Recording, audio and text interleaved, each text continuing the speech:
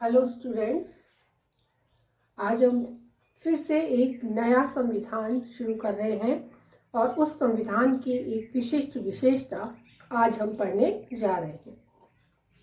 तो ब्रिटेन का संविधान हमने विशेष विशेषताओं के साथ पढ़ लिया, अमेरिका भी हमने पढ़ लिया।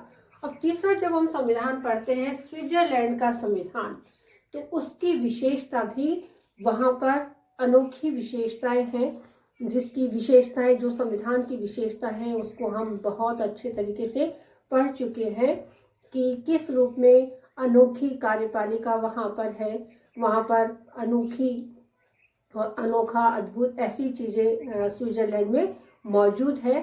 तो वहाँ पर जो संविधान संशोधन की प्रक्रिया है वो भी थोड़ी सी अनोखी ही है। हम जानते हैं कि स्विट्जरलैंड प्रत्यक्ष प्रजातंत्र का घर है।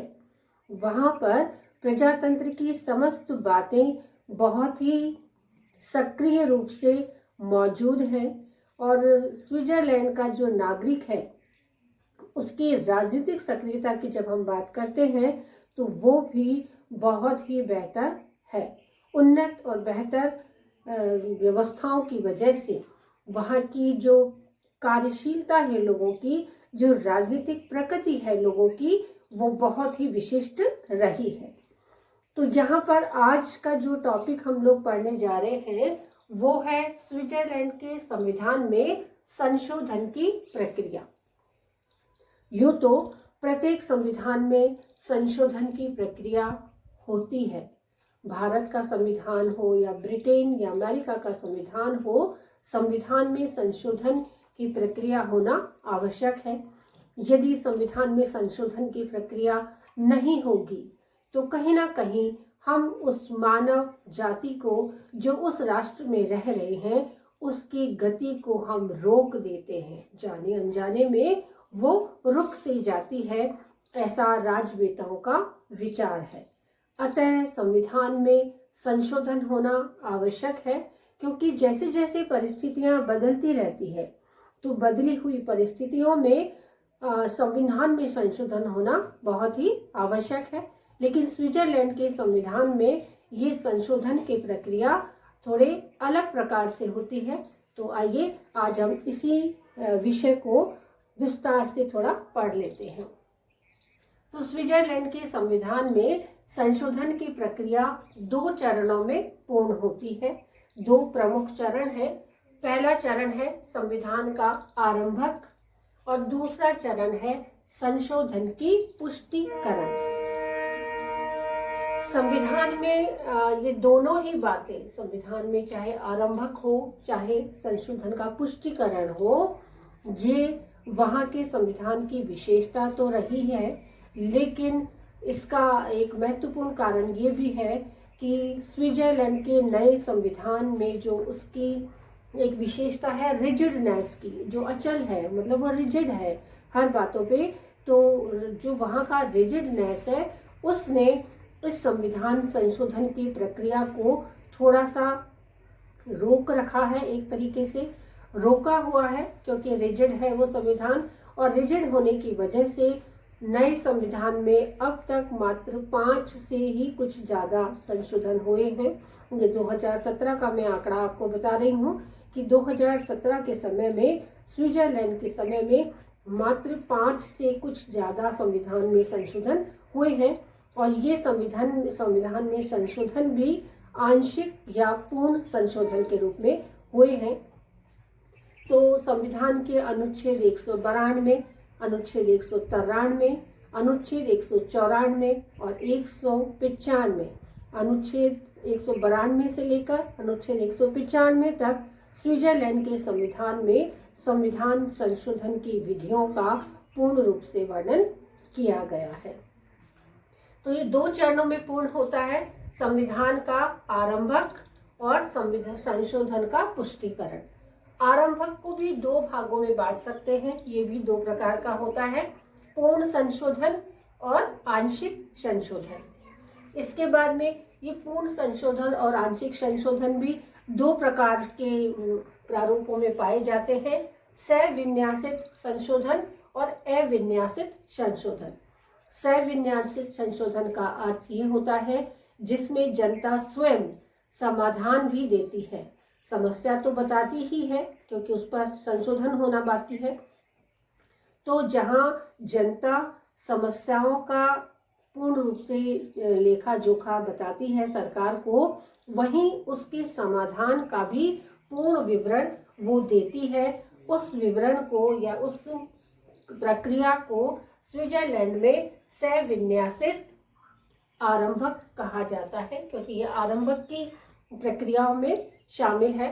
तो ये सविन्यासित यानी समस्याओं के समाधान के साथ प्रस्तुतिकरण, कि जब 1 लाख मतदाता लिखित रूप में किसी समस्या की ओर सरकार का ध्यान आकर्षित करते हैं और ध्यान आकर्षित करने के बाद वो संसद में कार्यवाही के लिए जाता है। संसद में प्रक्रिया चलती है, दोनों सदनों में पूर्ण रूप से वाद विवाद भी होता है, लेकिन अंतिम जो निर्णय है वो जनता के द्वारा ही किया जाता है, क्योंकि वहाँ पर स्थानीय इकाइयाँ जो है कैंटन है। तो कैंटनों में जब तक पूर्ण बहुमत प्राप्त नहीं होगा तब तक कोई भी कानून पूर्णता नहीं लेता है। और अविन्यासित संवैधानिक संशोधन का अर्थ ये है कि जिसमें जनता स्वयं समस्या तो बताती है, लेकिन उसका समाधान सरकार पर यानी संसद पर छोड़ देती है, कि संसद स्वयं उसका निर्णय करता है कि किस रूप में इस कानून को अग्रिम कार्यवाही के लिए बढ़ाया जाए और इसमें संशोधन की प्रक्रिया पूर्ण की जाए। तो ये समस्त जो कार्यवाहियां हैं उसमें संविधान में क्या किस रूप में होती है, ये मैंने आपको केवल एक विन्यासित चित्र बना के बताया है, छोटा सा शॉर्ट सा, जिसको समझने के लिए आपको पर्याप्त होगा कि वहाँ पर जो संविधान में संशोधन की प्रक्रिया है अनुच्छेद 192 से लेकर 195 तक है और ये 2 चरणों में पूर्ण होता है। पहला चरण है संविधान का आरंभक और दूसरा है संशोधन का पुष्टिकरण। तो आरंभक जो है वो पूर्ण रूप से संशोधन और आंशिक संशोधन के रूप में फिर से विभाजित है और इस विभाजन के बाद फिर से एक और विभाजन होता है और वो है सविन्यासित और अविन्यासित विभाजन का। तो इस तरीके से वहाँ पर कैंटन और पूर्ण कैंटन और अर्ध कैंटनों के जो मत प्राप्त होते हैं और मत में जो बहुमत होता है उसके अनुसार संशोधन की प्रक्रिया आगे बढ़ती है, लेकिन इसमें जनता ही सर्वप्रिय होती है या सर्वमान्य होती है। जो जनता का डिसीजन है वो वहाँ पर आता है, क्योंकि इन चीज़ों में जनमत संग्रह के बाद ही कार्यवाहियों को प्रारंभ किया जाता है। और फिर संशोधन का पुष्टिकरण संसद के सदनों में होता है कि जो भी कार्यवाही आरंभक के द्वारा प्रारंभ हुई है, चाहे से वो संशोधन पूर्ण संशोधन है या वो संशोधन आंशिक संशोधन है, चाहे से वो संशोधन सविन्यासित है या संशोधन अविन्यासित है, चाहे से प्रकार जो भी रहा हो, लेकिन संसद उसका पूर्ण पुष्टिकरण करती है और पुष्टिकरण के बाद अनुच्छेद 195 के द्वारा उस संशोधन को तुरंत मान लिया जाता है या तुरंत लागू कर दिया जाता है। तो इस तरीके से हम पढ़ते हैं जो व्यवस्था है स्विट्जरलैंड के संविधान में लिखित रूप में क्या बताया गया है कि संविधान एक जीवित कानून होता है। संशोधन प्रक्रिया द्वारा संविधान का विकास होता है, अन्यथा संविधान गतिहीन बन जाते हैं। आलेख रूप में स्विस संविधान की महत्वपूर्ण विशेषता उसका अचल या रिजिड होना है। नए संविधान में 5 से भी अधिक संवैधानिक संशोधन हो चुके हैं और संविधान में संशोधन की प्रक्रिया की व्यवस्था ऐसी की गई है जिसमें अत्यधिक सरलता से तथा संघ की इकाइयों व उनकी जनता की इच्छा के बिना संशोधन नहीं हो सकता। स्विस संविधान में संशोधन का आरंभ किस प्रकार से होता है, कुछ चरणों में हम लोग उसको पढ़ते हैं।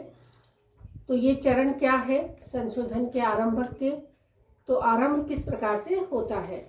स्विस संविधान में संशोधन प्रक्रिया के 2 चरण है। नंबर 1 है संशोधन का आरंभ और नंबर 2 है संशोधन का पुष्टिकरण।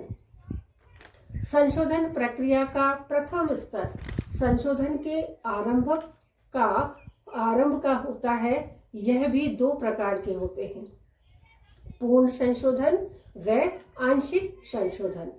नए संविधान के अनुच्छेद 192, 193, 194 व 195 में संघीय संविधान में संशोधन की प्रक्रिया का उल्लेख किया गया है। अनुच्छेद 192 के अनुसार पूर्ण या आंशिक संशोधन किसी भी समय किया जा सकता है, जबकि संविधान संशोधन के लिए अन्य स्पष्ट प्रावधान का पालन अपेक्षित न हो। संशोधन विधायी प्रक्रिया से ही पूर्ण किया जा सकेगा।